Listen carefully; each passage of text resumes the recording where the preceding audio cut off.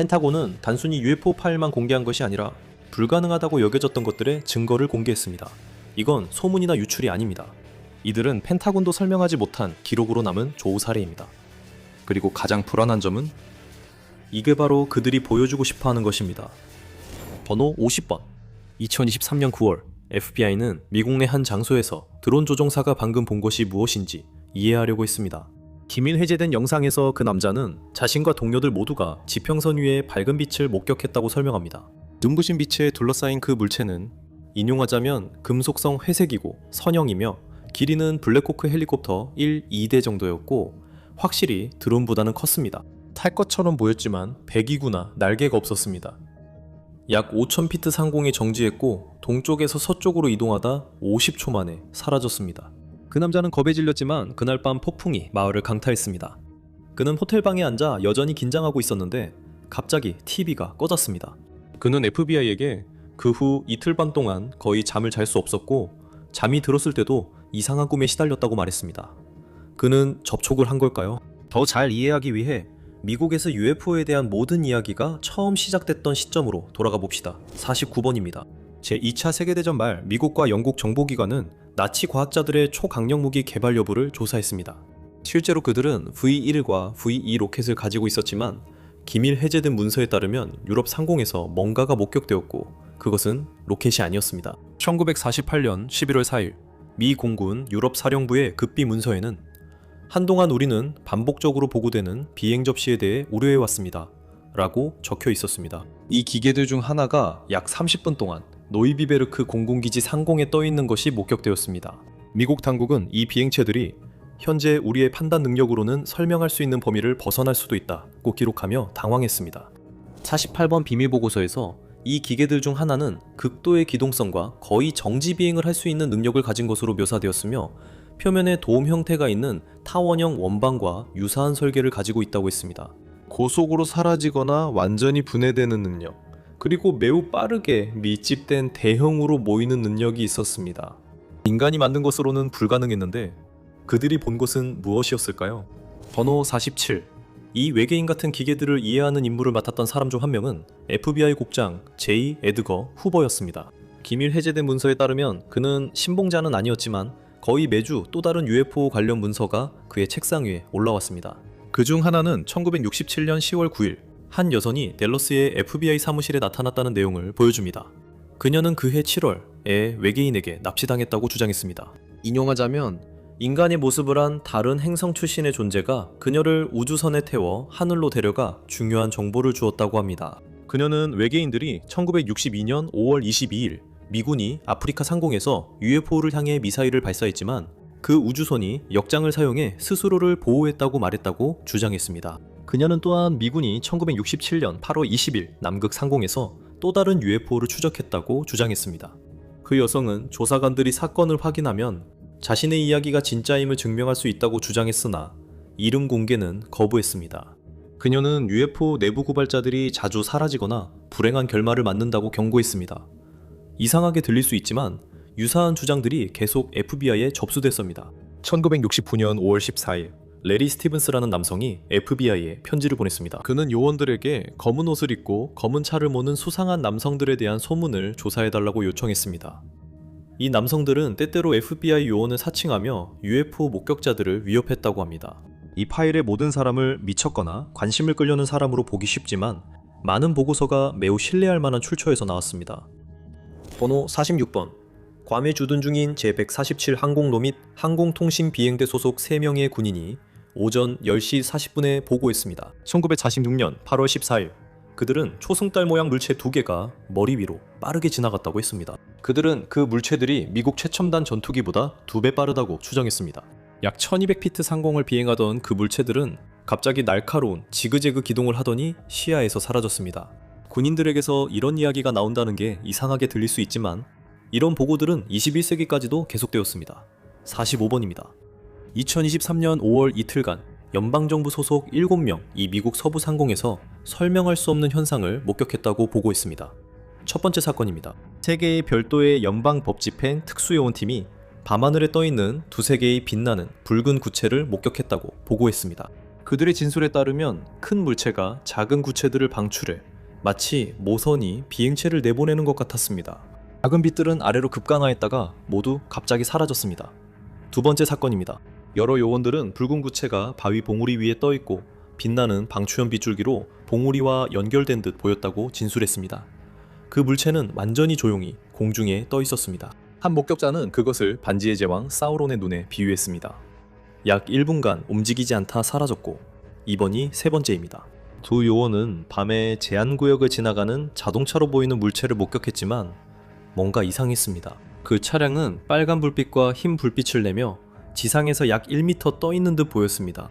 요원들이 접근하자 한 목격자에 따르면 그 물체는 저항 없이 사막을 옆으로 미끄러지듯 이동했습니다. 오늘날까지도 그 목격자나 미국 당국 모두 자신들이 본 것에 대해 명확한 설명을 내놓지 못했습니다. 다음 이야기는 간단하면서도 정말 믿기 어려운 내용입니다. 44번째입니다. 이제 기밀 해제된 합성 스케치가 목격자들이 FBI의 하늘에서 봤다고 말한 것을 보여줍니다. 하지만 이 일은 1940, 50년대 UFO 열풍 때가 아니라 2023년에 일어났습니다. 목격자들은 눈부신 빛에서 청동빛 금속 타원체가 튀어나왔다가 흔적도 없이 사라졌다고 설명했습니다. 그리고 이건 시작에 불과합니다. 43번째입니다. 1964년 4월 24일 뉴멕시코 소코로에서 경찰관 로니 자모라는 과속 차량을 쫓고 있었습니다. 그때 멀리서 불꽃이 보였고 이상한 굉음이 들렸습니다. 처음엔 건물 폭발인 줄 알았지만 가까이 가니 그것이 날고 있다는 걸 알았습니다. 연기도 없었고 굉음의 주파수도 달라졌습니다. 그는 다가가 땅에 두 다리가 고정된 반짝이는 물체를 발견했고 근처엔 흰 작업복을 입은 두 사람이 숨어 있었습니다. 무슨 사고였을까요? 그는 도와주기 위해 더 가까이 다가갔지만 또 한 번의 굉음이 들렸고 갑자기 그 물체가 아래에서 불꽃을 내뿜으며 수직으로 위로 움직이기 시작했습니다. 이 목격감은 로니 자모라 사건으로 알려졌습니다. 그가 그날 본 것이 무엇인지는 아직까지 밝혀지지 않았지만 2025년쯤 한 미국 고위정보 당국자가 목격한 것과 매우 비슷하게 들렸습니다. 42번 이 기밀 해제된 파일은 대부분이 검열되어 있습니다. 위치조차도 공개되지 않았지만 오후 5시쯤이었습니다. 미국의 한 고도보안 시험장에서 한 관계자가 하늘에서 구체를 목격했고 그것이 땅에 부딪힌 듯한 쿵 하는 소리를 들었습니다. 그는 이후 헬리콥터를 타고 수색에 나섰습니다. 그 남자는 자신과 다른 관계자가 첫 번째 물체 착륙 근처 하늘에 매우 뜨거운 물체가 떠 있는 것을 목격했다고 주장했습니다. 그것은 동쪽으로 이동했다가 남쪽으로 향했고 두 개의 별개의 조각으로 나뉘는 것처럼 보였으며 두 조각 모두 고속으로 움직였습니다. 그 후 두 개의 큰 구체가 나란히 떠 있으면서 불꽃을 내뿜는 것처럼 보인다는 것이 분명해졌습니다. 타원형의 주황색, 중앙은 흰색 또는 노란색이며 그곳에서 빛이 나왔습니다. 갑자기 또 하나가 나타났고 또 하나가 나타나서 총 5개가 되었으며 모두 잠시 떠 있다가 사라졌습니다. 그 남자들은 산 근처에서 그것들을 다시 보았고 수평으로 일직선으로 움직이고 있었습니다. 사라진 뒤 3개가 삼각형 대형으로 나타났습니다. 무엇을 본 건지 확실하지 않습니다. 그렇다면 누군가 우리를 관찰하고 있는 걸까요? 41번입니다. 그렇다면 이는 1972년 12월 아폴로 17호 임무 중 나사 우주비행사들이 본 것을 설명할 수 있습니다. 나사는 달에서 본 우주에 있는 3개의 점처럼 보이는 것을 사진으로 찍었고 각각이 삼각형을 이루고 있었습니다. 오늘날까지도 그것들이 무엇인지에 대한 합의는 없습니다. 40번입니다. 2025년에 FBI는 공식적으로 사진 한 장을 펜타곤의 전 영역 이상 현상 해결 사무소, 즉 AARO의 미확인 이상 현상으로 제출했습니다. 처음 보면 그 사진은 완전히 비어있는 것처럼 보이고 그냥 또 하나의 흐릿한 하늘 사진처럼 보입니다. 하지만 자세히 보면 작은 검은 점이 있습니다. 특별해 보이지도 않지만 그렇다고 설명할 수도 없습니다. 다른 사진에 나타난 형체처럼 이 점도 헬리콥터 모양이었지만 사진이 촬영되고 확인될 당시 하늘에는 분명히 헬리콥터가 없었습니다. 때때로 그런 물체들이 너무 가까이 와서 불편할 때도 있습니다. 39번째입니다. 블라디슬라브 크라수스키는 1944년에 폴란드 전쟁 포로였으며 자신이 노동자로 있던 독일 수용소 근처에서 트랙터를 몰고 있었습니다. 그가 습지 근처에 다가가자 엔진이 멈추고 멀리서 높은 윙윙 소리가 들렸습니다. 곧 SS 경비병이 와서 트랙터 시동을 도왔습니다. 노동자들은 3시간이 지나기 전까지 그 일에 신경 쓰지 않았습니다. 작업반은 위를 올려다보며 어떤 탈 것이 수직으로 하늘로 오르는 것을 보았습니다. 그것은 천천히 옆으로 떠 있다가 나무 뒤로 사라졌습니다. 그것은 원형이었고 지름이 225에서 300피트 정도였으며 어두운 회색에 2개의 주요 구역이 있었습니다. 그중 하나는 고속 회전으로 연속적인 흐림 현상을 만들었습니다. 크라소스키는 전쟁 후 미국에 와서 이 이야기를 했습니다. 그는 자신과 약 18명의 다른 폴란드인, 프랑스인, 러시아의 승무원이 모두 같은 것을 봤다고 맹세했습니다. 이 사실은 여러 해 동안 비밀로 남아 있었습니다. 미국 당국이 사람들에게 UFO 같은 것은 존재하지 않는다고 말하고 있을 때 그들은 크라소스키가 들려준 이야기와 같은 사례들을 적극적으로 조사하고 있었습니다. 하지만 때로는 그 비행 접시들이 단순한 장난이 아니었습니다. 38번 기밀 해제된 문서에는 여러 부서 간에 주고받은 편지들이 포함되어 있습니다. 그 편지들은 설명할 수 없는 현상과 아이들의 장난 등 UFO에 집착하던 나라에서 일어난 모든 일을 묘사합니다. 이 편지들 중 하나는 1947년 7월 11일자로 미시즈 이스터브룩이 아이다호 트윈폴스에 있는 자신의 집 뒷마당에서 비행 접시를 발견한 것으로 나타났습니다. 그녀는 쾅 하는 소리를 듣고 밖으로 나가 조사했습니다. 그녀는 플라스틱 돔이 달린 2개의 원반을 발견했습니다. 미국 언론은 비행 접시가 트윈폴스를 침공했다고 보도했습니다. FBI 책임 특수요원 가이 베니스터가 사건을 맡았습니다. 언론에서는 미국 정부가 은폐에 관여했다고 보도했지만 FBI는 그 비행 접시가 사실 지역 아이들이 만든 장치라고 주장했습니다. 어쩌면 그랬을 수 있지만 기관이 다른 목격 사례를 진지하게 안 받아들였다는 의미는 아닙니다. 37번입니다. 2024년이 되자 UAP 목격 사례는 더 이상 FBI의 책상 위에 올라오지 않았고 매우 드물어졌습니다. 신문에 실리는 일도 거의 아니면 전혀 없었습니다. 10월 목격 사례처럼 시리아의 신원 미상의 군인이 불규칙하고 울퉁불퉁한 흰색 빛의 구체를 봤다고 보고 있습니다. 그는 정체를 알 수 없는 근원에서 여러 갈래의 섬광이나 빛이 나오는 것을 봤다고 했습니다. 그것도 설명할 수 없는 일들 중 하나로 분류된 또 다른 보고서였습니다. 36번째였습니다. 1947년 9월 23일 나단 투와이닝 장군은 훗날 미 공군 참모총장이 되는 매우 존경받는 장교였는데 그는 비행 원반이라는 제목의 기밀 메모를 작성했습니다. 트와이닝 장군은 보고된 현상은 실제로 존재하는 것이며 환상이나 허구가 아니다 라고 썼을 때 농담이 아니었습니다. 그는 보고된 물체들이 극도의 상승 속도와 기동성, 특히 롤링, 회전과 회피 행동을 보인다고 설명했습니다. 그는 그 비행체가 사람이 직접 조종하는 것인지 원격으로 조종되는 것인지 아니면 자동으로 작동되는 것인지는 불분명하다고 인정했습니다. 하지만 한 가지는 확실했습니다. 사람들이 보고 있는 것이 무엇이든 그것은 실제로 존재하는 것이었습니다. 게다가 목격자들은 관심을 끌려하거나 비행 접시에 집착하는 이들이 아니었습니다. 대부분 훈련된 군인, 조종사, 항공기 식별에 익숙한 관측자들이었습니다. 하지만 트와이닝이 그 물체들이 우주에서 왔다고 믿은 건 아닙니다. 그의 주된 우려는 똑같이 두려운 것이었습니다. 외국 세력이 우리도 모르는 사이에 혁명적인 추진 방식을 개발했을지도 모른다는 것이었습니다. 그러다 누군가 그것을 쫓다 목숨을 잃었습니다. 35번째. 1948년 1월 7일 켄터키주 방위군 소속 25세 조종사 토마스 멘텔이 잠재적으로 위험한 UFO를 쫓으라는 지시를 받고 추격하던 중 사망했습니다. 그날 일찍 군맨 공군기지에서 약 80마일 떨어진 켄터키 메이스빌 인근 시민들이 하늘을 가로지르는 이상한 물체를 목격했다고 경찰에 신고하기 시작했고 이후 신고가 더 늘어났습니다. 사람들은 이전에 본 적 없는 물체를 묘사하고 있었습니다. 이것은 장난이 아니었습니다. 상황은 공군기지 사령관과 대령을 포함한 공군 관계자들까지 그 물체를 목격했다고 신고하면서 더욱 심각해졌습니다. 대령은 그것이 매우 하얗고 아래쪽에 붉은 띠가 둘러진 우산처럼 보였다고 묘사했습니다. 여러 목격자들이 최소 1시간 동안 그 물체를 관찰했습니다. 당시 멘텔을 포함해 4대의 F-51 머스탱이 공중에 있었고 한 대는 연료 보충을 위해 착륙했으며 나머지는 그 물체의 요격 명령을 받았습니다. 멘텔은 곧 무전으로 보고했습니다. 그 물체는 내 위, 앞에 있고 내 속도의 절반, 약 시속 180마일로 움직이는 것 같습니다. 그는 그 물체를 금속성이고 엄청난 크기라고 묘사했습니다. 처음에는 2명의 조종사가 추격을 계속했지만 한 명은 결국 돌아섰습니다. 멘텔은 계속 고도로 올렸습니다. 그리고 무전 연락이 끊겼습니다. 잠시 후 그의 비행기는 불길을 휩싸여 추락했습니다. 다음날 신문들은 F-51과 멘텔 대위, 비행 접시 추격 중 추락과 같은 헤드라인을 실었습니다. 미국 당국은 나중에 멘텔이 사실은 기밀인 스카이훅 기구, 즉 그 당시 공개적으로 논의할 수 없었던 최고 기밀 고고도 연구 장치를 추격하고 있었다고 주장했습니다. 오늘날까지도 그가 실제로 본 것이 무엇인지는 여전히 의문입니다. 미군도 군인들이 하늘에서 목격하는 현상을 항상 설명하진 못합니다. 34번. 2024년 1월 지중해 어딘가 그리스 근처에서 한 운용 요원이 약 434노트의 속도로 이동하는 다이아몬드 모양의 물체를 목격했다고 보고 있습니다. 그는 그 물체가 하단에 움직이지 않는 탐침이 달려 있었고 기내 단파 적외선 센서를 통해서만 볼 수 있었다고 설명했습니다.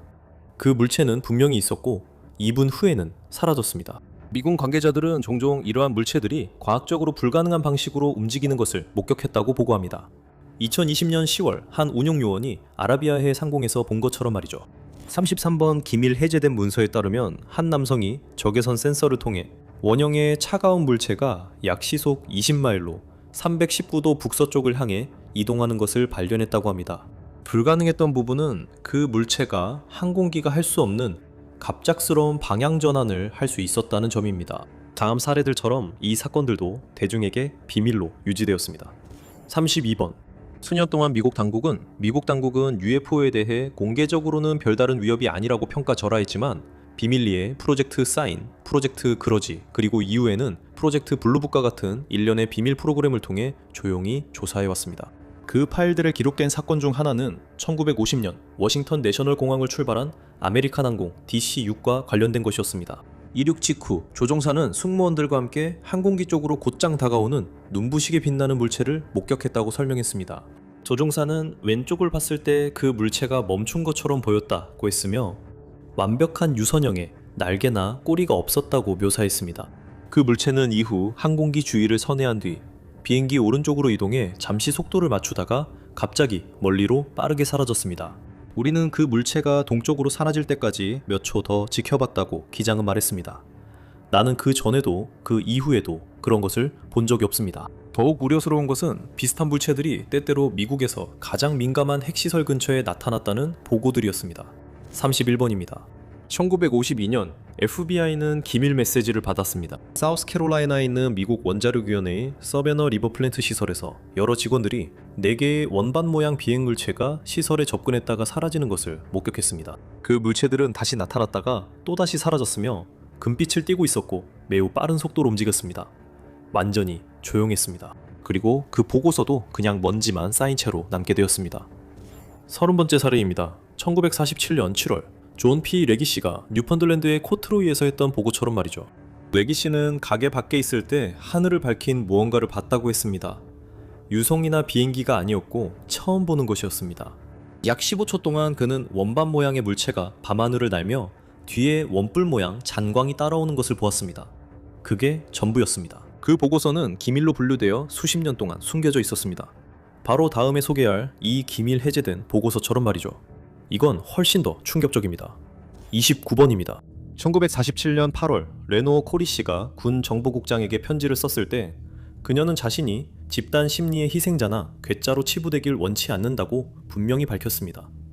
그녀는 교육을 받은 사람이었습니다. 그녀는 비행 접시 이야기에 관심 없었지만 로스앤젤레스에서 버스 창문으로 본 것은 쉽게 설명할 수 없었습니다. 접시 모양의 물체가 하늘을 가로질러 날아가고 있었고 그 뒤를 여러 개의 물체가 줄지어 따라가고 있었습니다. 그 물체들에서는 아름다운 빗줄기가 뻗어나오는 것처럼 보였습니다. 코리 씨는 미 육군이 LA 시민들 위로 정체불명의 광선을 쏘지는 않을 거라 생각했습니다. 그렇다면 그녀가 본 것은 무엇일까요? 28번입니다.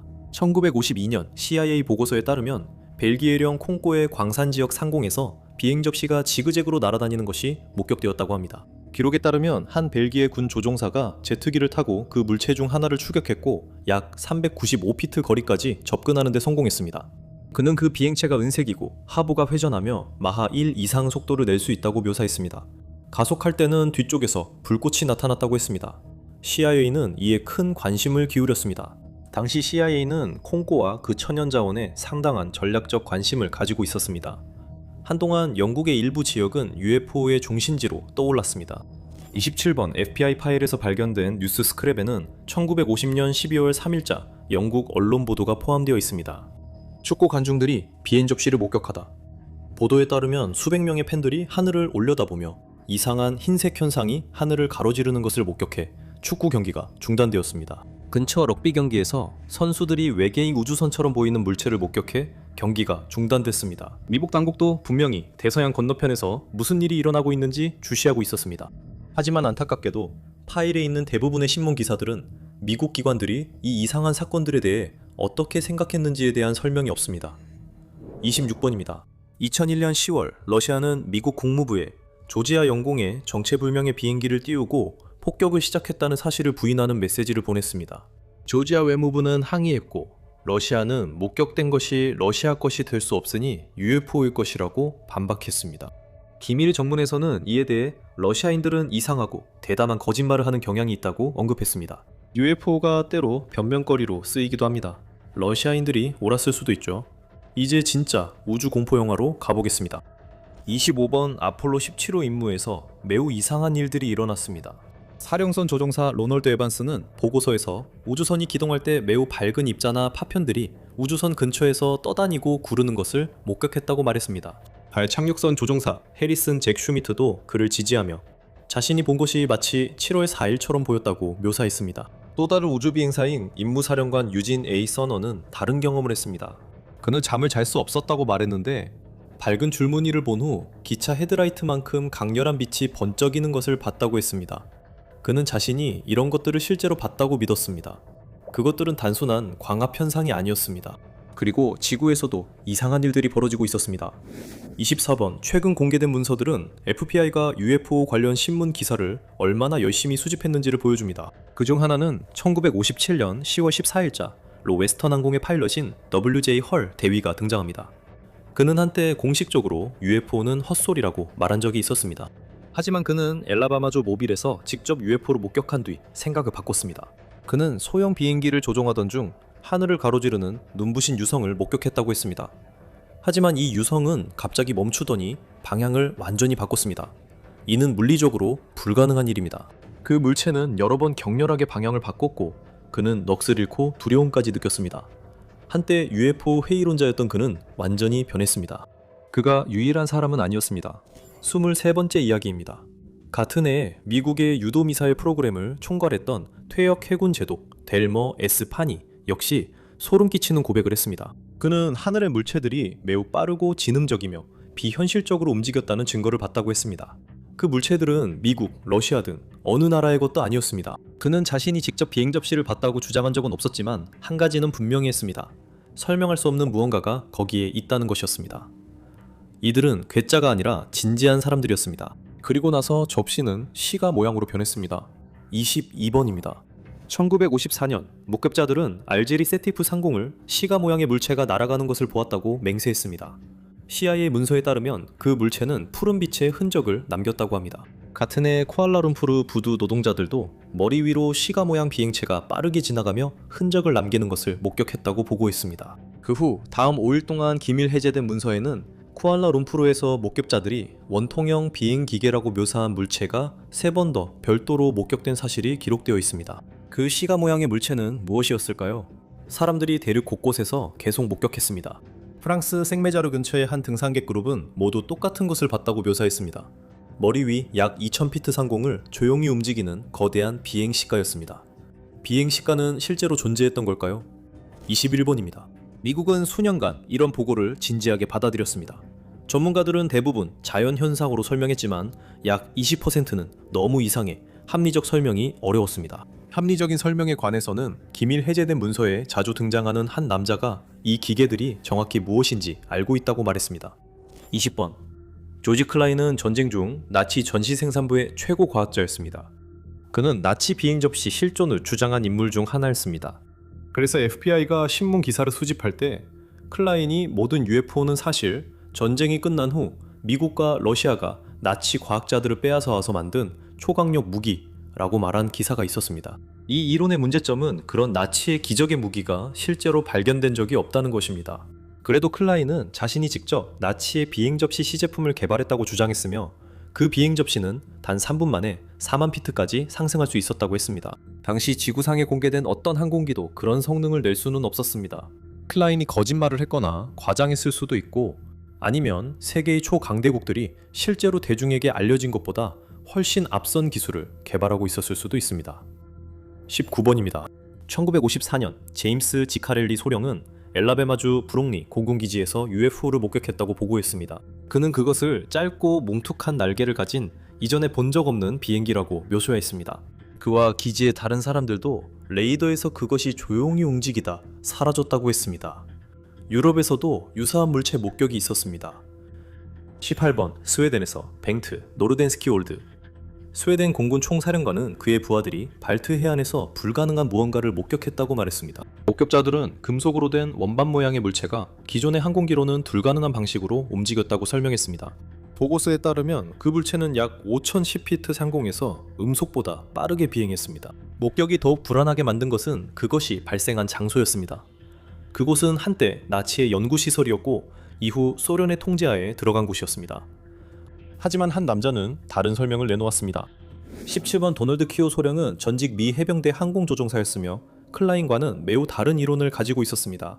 기밀 문서에 나중에 등장한 진술에서 키오 소령은 비행 접시가 전혀 비밀 슈퍼무기가 아니라고 주장했습니다. 그것들은 외계 문명에 의해 조종되는 행성 간 우주선이었습니다. 키오 소령은 대부분의 민간인보다 공군의 내부 사정을 더 잘 이해해야 하는 인물이었지만 미국 정부가 이미 이 사실을 알고 있었다고 주장했습니다. 정부는 공황을 막기 위해 진실을 숨겼고 공군은 이에 강하게 반발했습니다. 당국자들은 UFO 보고에 대한 조사를 계속하겠다고 주장했지만 비행 접시가 실제로 존재하거나 외계 기원이라는 사실을 공개적으로 인정하는 것은 거부했습니다. 그렇다면 전문가들은 비공개적으로 실제로 무엇을 믿었을까요? 16번입니다. 1955년 5월 5일 미국 공군은 미확인 비행물체 보고서 분석이라는 제목의 특별 보고서 14호를 발표했습니다. 이 연구는 주로 일반 시민들뿐만 아니라 군인, 경찰관, 조종사, 그리고 기타 공무원들에 의해 보고된 약 4,000건의 UFO 목격 사례를 조사했습니다. 보고서는 겉보기에는 설명되지 않는 많은 사건들이 신뢰할 만한 측정치나 확실한 결론을 내릴 수 있을 만큼의 물리적 증거가 부족하다고 결론지었습니다. 이는 지금까지 최대 규모의 공식 UFO 연구 중 하나였습니다. 이 연구의 전반적인 결론은 미확인 비행 물체들이 외계 기원일 가능성은 매우 낮다는 것이었습니다. 하지만 이 보고서는 여전히 설명되지 않는 목격 사례들이 있다고 인정했습니다. 모든 관련자가 그 결론에 동의한 것도 아니었습니다. 15번입니다. 블루브 프로젝트 책임자 에드워드 제임스 루펠트는 비행 접시를 UFO로 바꾼 인물로 군의 보고서, 보도자료를 쓸모없다고 했습니다. 그는 이 문제로 책을 썼고 우리는 이제 UFO라는 말을 쓸 수밖에 없다고 했습니다. 모든 현상이 설명될 수는 없지만 지금까지 조사는 미흡했다고 봤습니다. 이것은 중요한 글이었습니다. 플라잉 소서를 UFO로 바꾼 것은 과학적 추론에 더 부합하는 일이었죠. 하지만 인간은 다시 원점으로 돌아왔습니다. 우리는 아무것도 알지 못했습니다. 어쩌면요. 14번째입니다. 1960년 전 CIA 국장이자 이후 국가항공현상조사위원회 이사였던 로스코 H. 힐렌코터는 뉴욕타임즈에 실린 기사에서 충격적인 사실을 밝혔습니다. 이 사람은 미국 정보기관의 주요 인물이었고 이제 그는 미 공군이 진실을 숨기기 위해 자국 요원들에게 UFO에 대해 침묵하라고 하고 있다고 말했습니다. 그의 말에 따르면 마쿠에서 고위 공군 장교들은 UFO에 대해 진지하게 우려하고 있다고 했습니다. 하지만 공식적인 비밀 유지와 조롱으로 많은 시민들은 미확인 비행물체가 터무니없다고 믿게 됐습니다. 그는 몇 가지를 잘못 알고 있었고 모든 요원들이 침묵한 것도 아니었습니다. 13번 B-29 시험 정비사 로버트 B. 가드너는 샌프란시스코 공항 상공에서 두 개의 은색과 녹색 물체가 엄청난 속도로 비행하는 것을 목격했다고 말했습니다. 그는 그것들이 양쪽 끝이 잘린 원뿔처럼 보였고 약 12,000피트 상공에서 시속 1,800마일로 비행했다고 설명했습니다. 그 해는 1953년이었고 그 당시 가장 빠른 비행기는 벨 X-1A로 시속 약 1,600마일까지 도달할 수 있었습니다. 이 사건들 중에 신빙성 있는 사진이 나온 적이 있습니까? 12번입니다. 전문가들을 당황하게 만든 사건 중 하나는 1950년 오리건주 맥민빌의 한 농장에서 한 부부가 찍은 사진입니다. 폴과 에블린 트렌트 부부는 자신들의 땅 위에 약 300피트 정도 되는 접시 모양의 물체가 떠 있는 것을 봤다고 주장했습니다. 그들은 그 물체의 밑면이 평평하다고 묘사했습니다. CIA는 조용히 그 사진들을 조사했고 이후 라이프지는 전 세계가 볼 수 있도록 그 사진들을 공개했습니다. 수년 동안 원본 인화물과 네거티브 모두 전문가의 분석을 받았습니다. 1967년 콜로라다도 대학교의 천문학자 윌리엄 하트만은 UFO 주장들을 비판적으로 조사하고 반박하는 임무를 맡은 과학자였는데 그는 충격적인 결론에 도달했습니다. 이것은 조사된 모든 요소들, 즉 기하학적, 심리적, 물리적 요소들이 모두 그 주장을 뒷받침하는 것으로 보였던 몇 안 되는 UFO 보고서 중 하나입니다. 이범한 비행물체, 은색의 금속성 원반 모양으로 수십 미터에 달하는 직경을 가진 명백히 인공적인 물체가 두 명의 목격자 눈앞을 날아갔습니다. 트렌트 부부는 결코 그들의 진술을 바꾸지 않았습니다. 1997년 노부부가 되어 인터뷰를 받을 때도 그들은 사진이 그날 본 것을 정확히 보여준다고 여전히 주장했습니다. 그들은 처음에 그 이미지를 공개하는 것을 망설였다고 말했습니다. 왜냐하면 그 물체가 비밀 군사 프로젝트의 일부일지도 모른다고 두려워했기 때문입니다. 그리고 전설이들 또 다른 사진이 있었습니다. 11번 사진입니다. 1967년 6월 8일자로 된 FBI 문서 중 하나는 폴 피아레라이라는 남성이 나치가 UFO를 만들었다는 것을 입증할 수 있는 정보를 기관에 제공했다는 것을 보여줍니다. 피아렐은 1944년 흥미미를 떠다니는 항공기를 봤다고 주장했습니다. 기밀 해제된 문서에도 같은 내용이 기록돼 있습니다. 그것은 원반 형태로 원격 조종되며 바깥에 여러 제트 엔진이 달려 있었습니다. 그 기계는 중앙돔을 중심으로 외부 부분이 회전했고 나머지 부분은 고정되어 있었습니다. 사람들이 목격하는 UFO가 SF 영화 속 모습과 닮았다는 점이 흥미로운데 피아르는 이를 실제로 촬영했습니다. 남아있는 것은 네거티브의 제록스 복사본 뿐이라서 아주 선명하지는 않습니다. 여러 사람이 같은 것을 목격한 사건이 가장 설명하기 어렵습니다. 10번입니다.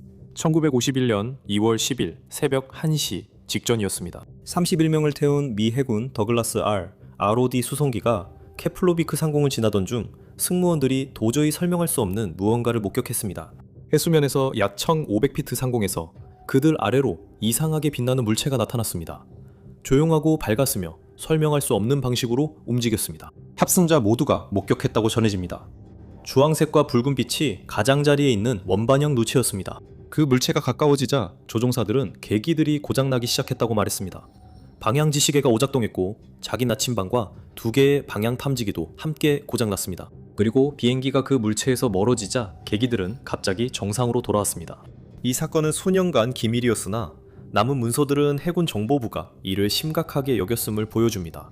약 9개월 후 조사관들이 조종사를 찾아와 경찰의 용의자 식별 절차처럼 UFO 사진들을 보여주며 그 중에 대서양 상공에서 본 것과 일치하는 것이 있는지 물었다고 전해집니다. 이 사람은 명성을 쫓는 홍보성 인물이나 괴짜가 아니었습니다.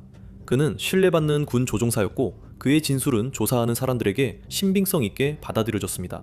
바로 다음에 나올 이 남자처럼 말이죠. 9번째입니다. 역시 1951년 엘 고든 쿠퍼는 독일에서 F-86 썬더젯을 조종하던 중 인간의 기술로는 불가능한 방식으로 움직이는 물체들을 목격했습니다. 그는 이후 미국 첫 우주 프로그램 머큐리 프로젝트에서 나사에 근무하게 됩니다. 그는 똑똑하고 신뢰받아 상관들에게 하늘의 금속성 은색 원반을 봤다고 하자 사람들이 그의 말을 귀 기울여 들었습니다. 나사에서 대령 계급으로 은퇴하고 우주에서 222시간을 보낸 후 그는 정부가 UFO에 대한 정보를 적극적으로 은폐하고 있다고 주장하는 책을 썼습니다. 그는 1957년에 자신의 승무원이 캘리포니아 공군기지에서 착륙한 원반을 촬영한 별도의 사건에 대해서도 자세히 설명했습니다. 그가 그 필름을 워싱턴에 넘기자 모든 것이 조용해졌습니다. 그는 자신의 이야기에서 배제당했습니다. 그는 숨을 거두는 순간까지 정부가 UFO 은폐에 관여했다고 확신했습니다. 어떤 이야기들은 이성적으로 설명하기엔 너무 터무니없었습니다. 8번째. 수년 동안 CIA가 UFO를 일종의 눈속임으로 사용했다는 주장들이 있었습니다. 그 생각에 일부 진실이 있을 수 있지만 기밀 해제 문서는 더 복잡한 모습을 보여줍니다. CIA 내부의 일부 인사들은 공식적으로 대중에 점점 커지는 잘 속는 성향과 적대 세력이 이를 어떻게 악용할 수 있는지에 대해 깊이 우려했습니다. 일부 문서에서는 소련이 조작한 집단 히스테리나 UFO 공황을 이용한 심리전의 위험성까지 논의되었습니다. 한 문서에서는 기관이 대중의 현재 잘 속는 성향을 줄이고 그 결과로 선전에 대한 취약성도 줄여야 한다고 명시했습니다. 이러한 우려는 1953년 CIA의 지원을 받아 세계에서 가장 존경받는 물리학자 중 한 명인 하워드 P. 로버트슨이 의장을 맡은 로버트슨 패널의 창설로 이어졌습니다. 임무는 간단했습니다. 비행 접시 현상을 조사해 완전히 논파하는 것이었습니다. 패널이 본격적으로 활동을 시작하자 이런 일이 일어났습니다. 7번째. 패널이 소집된 같은 해 캘리포니아의 조지 공군기지에 주둔 중이던 한 소령이 기지 상공에서 5개의 거대한 원반 모양 물체가 편대를 이루어 비행하는 것을 목격했다고 보고했습니다. 그리고 그는 유일한 목격자가 아니었습니다. 이후 12주 동안 같은 기지에서 유사한 물체 목격이 9번 더 보고됐습니다. 그리고 소령이 그 원반들을 목격한 바로 그날 애리조나의 데이비스 몬산 공군기지의 군인들도 똑같이 이상한 무언가를 목격했다고 보고했습니다. 12개의 미확인 물체가 편대를 이루어 시속 약 1500에서 2000마일의 속도로 비행하고 있었습니다. 그것은 1950년대에 공개적으로 알려진 어떤 것보다도 뛰어난 성능이었습니다. 전설적인 로키드 SR-71 블랙버드는 1960년대 중반까지 에어리어 51의 비밀 세계에서 모습을 드러내지 않았습니다. 그리고 이러한 초고속 비행체 목격은 미국에만 국한된 것이 아니었습니다. 1953년 9월 메인브레이스 작전에 참가한 나토 군함들이 북대서양을 횡단하고 있었습니다. 임무 수행 중 한 덴마크 해군 지휘관과 그의 승무원들은 약 시속 900마일로 하늘을 가로지르는 빛나는 삼각형 물체를 목격했다고 보고했습니다. 그 물체는 기이한 푸른빛을 냈습니다. 이후 몇 주간 훈련 참가자들로부터 더 많은 목격담이 나왔지만 모두 설명되지 않았습니다. 이후 영국 요크셔에서 사건이 발생했습니다. 영국 공군은 미확인 물체가 미티어 제트 전투기 한 대를 따라왔다고 보고했습니다. 한 공군 병사는 그 물체를 은색 원반으로 묘사하며 하강을 멈추고 공중에 떠 자신의 축을 중심으로 회전하는 것 같았다고 했습니다. 그 물체는 놀라울 정도로 빠르게 서쪽으로 가속했습니다. 조사관들이 단순한 목격이 아니라 실제 물리적 증거를 발견했다고 믿었을 때는 어떤 일이 있었을까요? 5번째입니다. 아서 스텐셀은 네바다 실험장과 관련된 기술자였으며 나중에 UFO 전설의 일부가 되었습니다. 그는 선서 진술에서 1953년 5월 21일 애리조나주 킹맨 근처에서 추락한 UFO 일부 회수에 도움을 줬다고 주장했습니다. 그의 진술에 따르면 그 물체는 익숙하지 않은 금속으로 만들어졌으며 브러쉬 처리된 알루미늄과 비슷했다고 합니다. 그는 자신과 몇몇 남자들이 충돌 후 모래에 박힌 그 물체를 파냈다고 말했습니다. 그는 그 비행체가 타원형이고 지름이 약 30피트였으며 2개의 회전 좌석과 이상한 기계로 가득한 조종실이 있었다고 주장했습니다. 그는 나중에 그것을 전 세계 많은 사람들이 목격한 것과 같은 눈물방울 모양의 시가, 유선형 시가라고 묘사했습니다. 이어서 미국인들이 혼자가 아님을 느끼게 했던 세부 사항들이 나왔습니다. 그는 텐트가 유일한 탑승자의 시신을 보호하고 있었다고 했습니다. 탑승자, 즉 외계인입니다. 그렇다면 스텐셀은 정확히 무엇을 보았다고 주장한 걸까요? 그의 말에 따르면 그 존재는 키가 약 4피트 정도였고 피부는 짙은 갈색이었습니다. 그 존재는 2 눈꺼풀, 2 콧구멍, 2 귀, 작은 입이 있었고 은빛 금속옷과 같은 재질의 두개골 모양 모자를 썼다고 했습니다. 스텐셀에 따르면 그는 혼자가 아니었습니다. 그날 현장에 있던 다른 기술자들도 똑같이 봤다고 합니다. 이제 가장 이상한 부분이 나옵니다. 4번째로 기밀 정보 문서에서 정보 당국자들은 아서 스텐셀을 프리츠 베르너라는 이름으로 언급했다고 전해집니다. 그 문서들에는 스텐셀과 다른 기술자들이 창문이 검게 칠해진 버스를 타고 추락 현장으로 이동했다고 적혀 있습니다. 2024년에는 베르너 관련 문서가 온라인에 또 등장했습니다. 그 문서에는 미국 정보 관계자와 크리스토퍼 멜론, 즉 전 상원정보위원회 직원이자 이후 펜타곤의 UAP 조사에 참여한 인물 사이에 주고받은 메시지가 담겨 있는 것으로 보였습니다. 그 대화에서 관계자는 킹맨 추락 사건의 진실이 모두를 놀라게 할 것이라 암시했습니다. 그는 이 사건을 2020년대에도 계속되는 일로 언급하며 우리는 정보를 긁어 모으고 있다고 말했다. 그런 표현은 당국이 여전히 이 사건과 관련된 정보를 은폐하거나 수집하고 있다는 것을 인정하는 것으로 해석될 수 있습니다. 만약 진짜라면 그 메시지들은 소위 고위 관리가 스텐셀의 놀라운 주장에 적어도 어느 정도 진실이 있다고 믿고 있음을 시사하는 것으로 보였습니다. 안타깝게도 최근에 공개된 문서들은 킹맨 사건에 대해 구체적인 증거를 많이 추가하지는 않는 것 같습니다. 하지만 그 주장들은 영국에서 일어났던 어떤 일을 떠올리게 했습니다. 3번째로 수년간의 목격과 CIA와 연관된 UFO 조사에 대한 불신이 커지면서 콘던 위원회가 설립되었습니다. 이것은 미 공군과 콜로라도 대학교가 자금을 지원하여 미확인 비행 물체를 과학적으로 연구하기 위해 진행된 프로젝트였습니다. 위원회의 주목을 받은 사건 중 하나는 1956년 영국 서퍽에 위치한 RAF 벤트워터스에서 발생했습니다. 레이더 운용자들은 시속 수천 마일로 움직이는 물체를 추적하다가 갑자기 수십 개의 물체가 레이더에 나타나는 것을 보았습니다. 보고서에 따르면 장비가 정상 작동하는 것으로 확인되었습니다. 목격자들은 작은 물체들이 큰 물체 주위를 빠르게 돌았다고 했고 여러 군인도 이를 목격했습니다.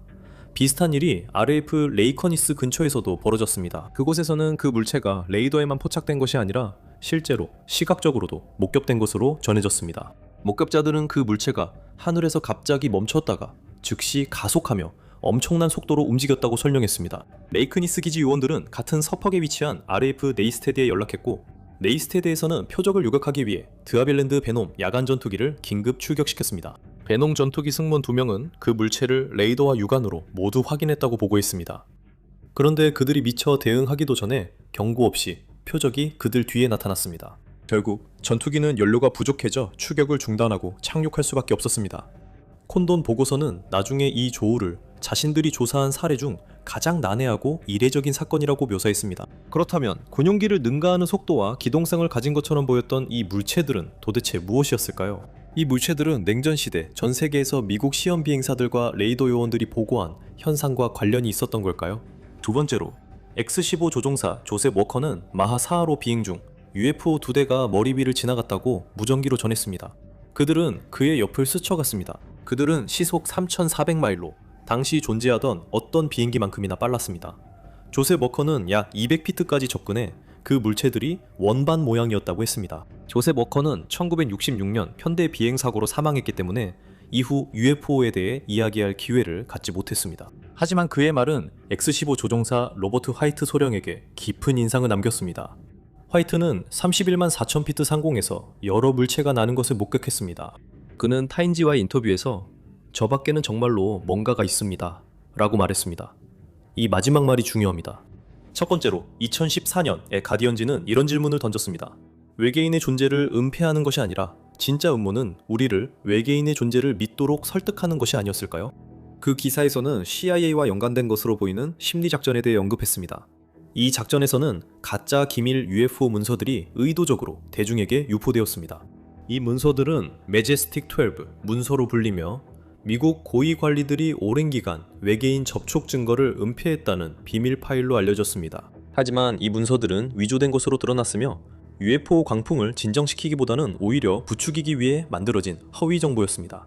이 여파로 UFO 연구가 폴 베노위츠 파멸에 이르렀습니다. 그는 공군 정보원으로부터 유출된 것으로 보이는 정보를 받은 후 외계인들이 지구에서 활동하고 있다고 확신하게 되었습니다. 그는 이후 심각한 정신적 붕괴를 겪었습니다. 그래서 수년 동안 이 문서들은 정보기관들이 미국 대중이 UFO를 둘러싼 집단 히스테리에 취약하다고 경고해왔음을 보여줍니다. 하지만 국가 안보 분야 내부의 일부 세력이 바로 그 두려움을 적극적으로 부추겼다는 주장도 있었습니다. 왜일까요? 아무도 모릅니다. 하지만 일부 연구자들은 미국의 심리전 및 선전 활동을 조정하기 위해 냉전 시대에 만들어진 심리전략위원회 사이콜로지컬 스트래티지 보드를 지목합니다. UFO와 작은 초록색 외계인만큼 대중의 상상력을 사로잡는 아이디어는 드뭅니다. 오늘 여러분이 들으신 모든 문서들은 실제입니다. 하지만 역사가 보여주듯이 사실과 허구는 얽히는 경향이 있습니다. 특히 정부, 두려움, 선전, 그리고 미지의 것이 충돌할 때 더욱 그렇습니다. 진실은 어딘가에 있습니다. 그리고 그 진실은 아주 인간적인 것일 수도 있고 아닐 수도 있습니다. 하지만 만약 증거를 찾고 있다면 이제는 펜타곤 파일에만 묻혀있는 것이 아닙니다. 그 증거는 근적 조우에 있습니다. 하늘 상황을 정확히 아는 훈련된 인원들이 직접 목격한 일입니다. 미군이 UFO를 요격하는 실제 영상을 확인하거나 다른 영상을 시청해도 됩니다.